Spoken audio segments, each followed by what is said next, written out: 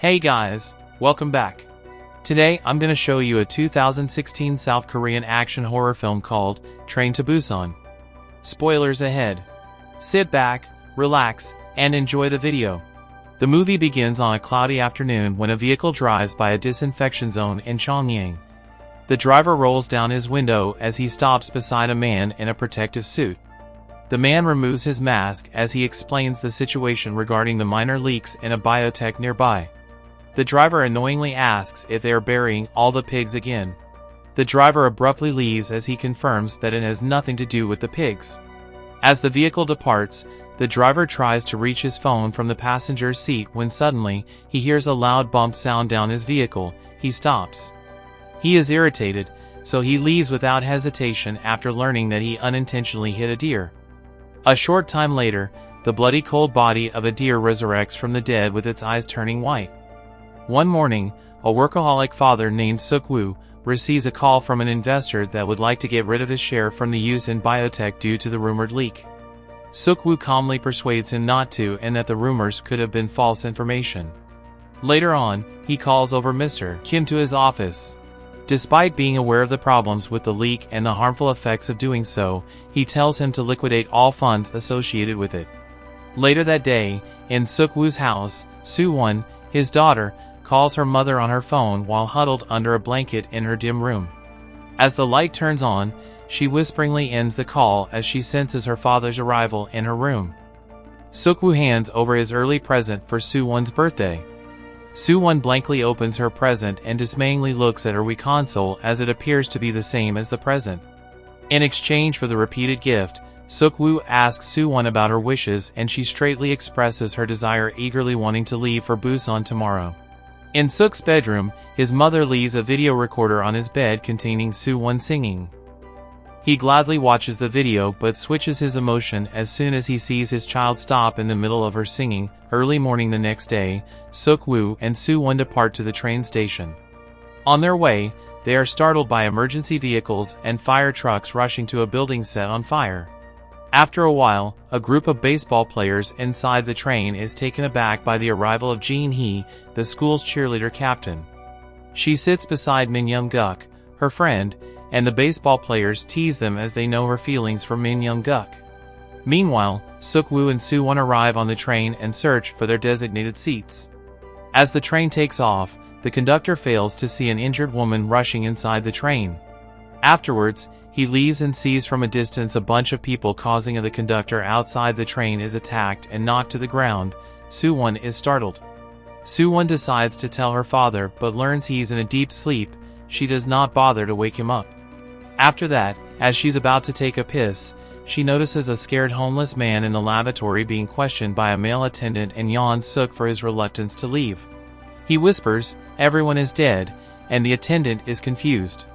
A middle-aged guy named Sang-hwa intervenes to her from opening the lavatory door while his pregnant wife, Sung Ji-young, is inside. He humbly points out another restroom that she can go into. On the other hand, Suk-woo looks for Soo-won as he awakens from a brief nap. He hears a call about a woman suffering a seizure and worriedly begins looking for his daughter. After some time, the injured woman from before is currently experiencing a seizure. A female attendant rushes to aid her and calls for assistance from another attendant. A few minutes later, the injured woman is being weakly carried on the female attendant's back as she firmly sinks her teeth into her neck. Witnesses on the scene are shocked, and the attendant falls down and quickly contracts the infection.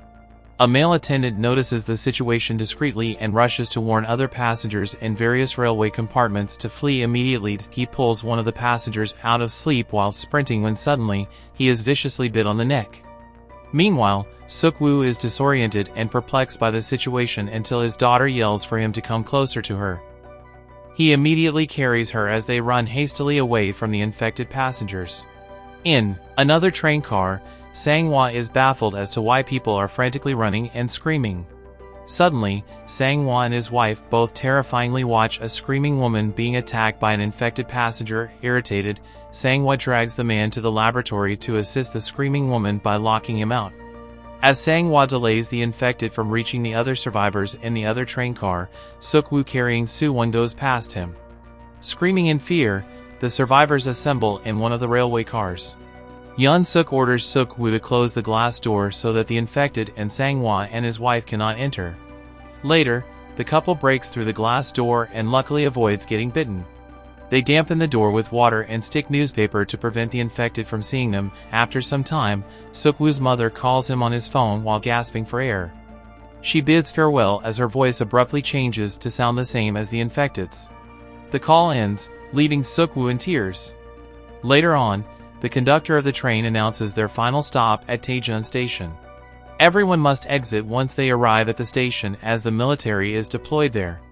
As they arrive, the station is completely deserted. The surviving passengers survey the place as they leave the train one by one. On the other hand, Yun Suk dashes toward the conductor to persuade him to take him to Busan as it's the only safest route for them. The conductor insists on taking everyone on board. He does not want the others to know so they can move as soon as possible. Yun Suk sighs out annoyance. As the passengers orderly move inside the station, they are surprised by a large number of infected soldiers. They hastily move away to survive the rabid attacks. Suk-woo frighteningly sees his daughter about to get attacked, but Sang-hwa and his wife manage to save her. Subsequently, Suk-woo speedily runs fast when an infected person suddenly blocks his way. The homeless man covers with a jacket the sight of the infected person, and Suk-woo manages to escape as well. Passengers frighteningly rush back to the train to leave immediately as the Yun Suk angrily forces the male attendant to order the conductor to not waste any more time. He weepingly begs him to wait as her friends and other passengers are still out there. Yun Suk pushes her and demands the male attendant to order the conductor. The train commences operation. After that, Suk-woo and the rest of the survivors left at the station rush back to the moving train as they are being followed by tons of infected people. Suk-woo and Min Young-guk safely enter the moving train while Sang-hwa delays his entrance and combats the other infected before he can grab Suk-woo's hand and enters the train. On the contrary, Sung Ji-young and the other passengers with her hastily hide in a restroom as both sides of the train cars they go into are surrounded by infected passengers. Meanwhile, Jin-hee receives a call from Min Young-guk, her friend, and asks him to come to find her at train car 15. Meanwhile, Sang-hwa calls his wife, and Soo-won screamingly answers as they are stuck in train car 13's lavatory and in need of immediate rescue.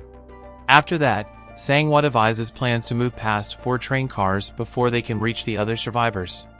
Min Young-guk, on the other hand, joins them as his friend Jin-hee is alive and well in car 15. They use his baseball supplies and equipment as their protective gear to combat the infected. As the train passes through a dark tunnel, they commence their attack. They use their fist, shields, and baseball bat to fight the infected people. They move straight to the next car. The next car is occupied by infected baseball players, which Min Young-guk is afraid to attack. Seok-woo and Sang-hwa fight on their own while Min Young-guk frighteningly watches the fight as he becomes stiff to combat his friends. The train goes into a dark tunnel again. The infected passengers lose their sight. As the 3 of them breathlessly manage to escape, they draw closer to where Sung Ji-young and the rest are. Seok-woo borrows Sang-hwa's phone to make the ringing sound lower the infected passengers. Consequently, they unite again with the rest of the survivors in the laboratory. To move straight to car 15, the group silently crawls through the overhead luggage rack while the train passes through a dark tunnel.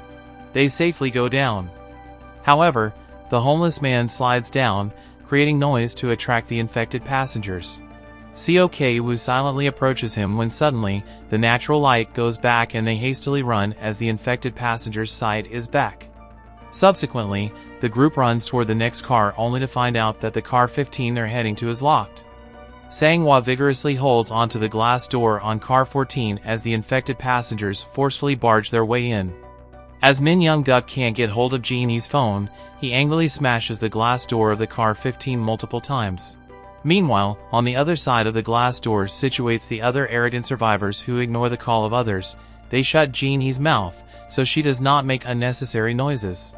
As the glass door breaks, Min Young-guk and the rest hastily run towards the next glass door, which Yun Suk forcefully closes. Simultaneously, Seok-woo and Sang-hwa persist in blocking and fighting the infected passengers. Sang-hwa is bitten, and his wife slowly moves near him, shedding her tears. He screamingly tells her to stop moving closer and the breaking glass door. Afterwards, He screams, "Yun Seo Yun," to be named after their unborn child. The infection spreads to his body later. At the same time, Min Young Guk and the rest open the car 15's glass door seconds before they nearly get bitten. Seok Woo frustratingly punches Yun Suk. Yun Suk claims that Seok Woo is infected, making the rest judge him out of fear. After that, the new arrivals are sent to the vestibule as the other passengers frighteningly believe they are infected. Sometime later, one of the passengers in car 15 unhesitantly opens the glass door with infected passengers to cause a rampage in their car full of arrogant and selfish people. Many die. After some time, Seok Woo receives a call from Mr. Kim. Mr. Kim emotionally informs him that the biotech company they revive causes the massive death of people. He feels responsible. Seok Woo calms him down. Seok Woo is depressingly surprised by the news. He weeps tears after their call. Minutes later, the conductor announces stopping at Dongdaegu Station due to the track blockage. He then finds a safe train to transfer the surviving passengers. Simultaneously, Seok Woo and the group swiftly move to search for the train to Busan Station. On the other hand, Yun Suk and the male attendant survive the rampage on car 15 by hiding in the lavatory. Yun Suk tricks the attendant into using him as bait for infected people outside the restroom.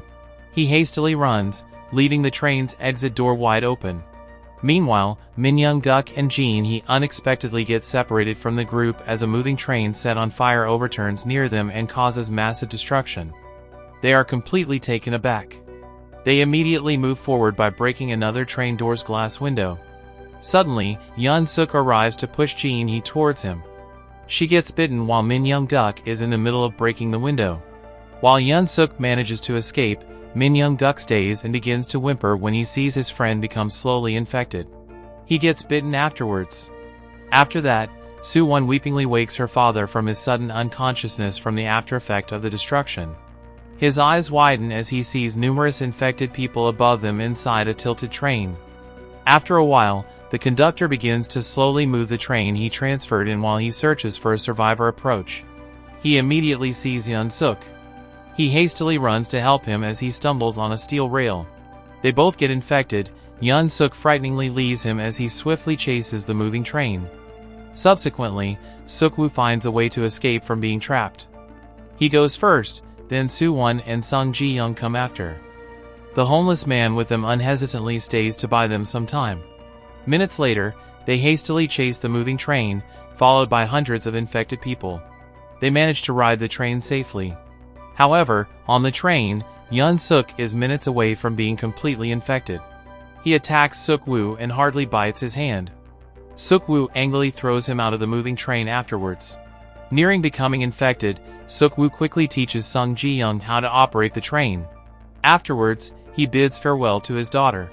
They both shed tears while onto his sleeves. Suk-woo weepingly leaves the operating room while Sung Ji-young has Soo-won tight to not chase him. Afterwards, Suk-woo reminisces about the baby Soo-won. He smiles and lets himself fall off the train as his eyes turn white and the infection spreads around his body. The movie ends when Soo-won and Sung Ji-young arrive at Busan Station.